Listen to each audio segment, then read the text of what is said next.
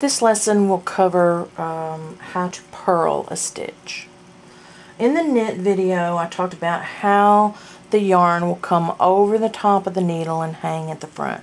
We still have that same scenario going on.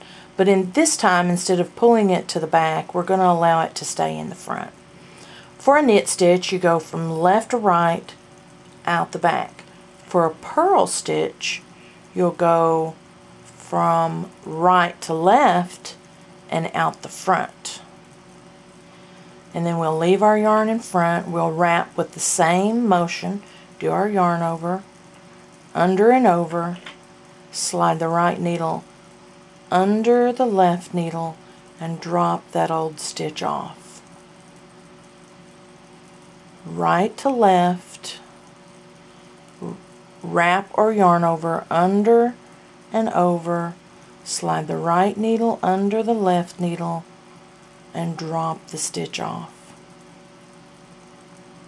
Right to left, out the front, wrap, slide under the needle and drop that stitch off. Notice the yarn is still in the front. That's how it should be.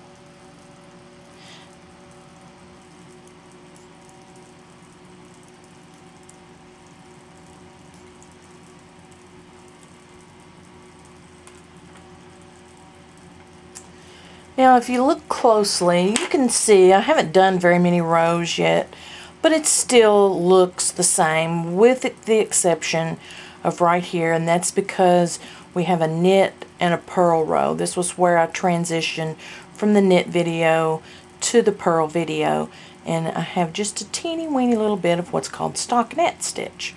But anyway, so we've purled all these rows and it looks essentially the same. If you just don't pay attention to that this looks. So, you know, knit every row, purl every row will give you garter stitch. Now, you see here at the bottom of this swatch, this is called stockinette stitch. This is what you'll get if you knit a row and you purl a row.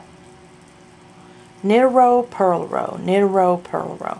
You'll get this nice smooth fabric. And that's what happened when we just got this one little bit of smoothness here. And if you turn this over and you look at the back, you see that the garter stitch still looks the same, but on the stockinette stitch we get all the purl bumps of those knits and purl stitches. That's all on the back. This is called reverse stockinette stitch. It's still knit every row and purl every row.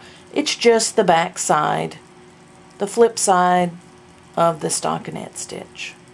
This is smooth, this is bumpy, you know, this has its practical applications, but you'll see probably more stockinette stitch than you will reverse stockinette. And on the stockinette stitch, it really allows you to see how smooth and even all of these stitches are. This is what your goal is. You want them to be consistent, the same size all the way across from row to row and down, you know, across the row. So what you need to do is you need to practice each stitch, each knit stitch and the purl stitch and everything until you can get a good consistent gauge, and gauge will be covered in another thing, but make sure that they're all the same size. That's your goal.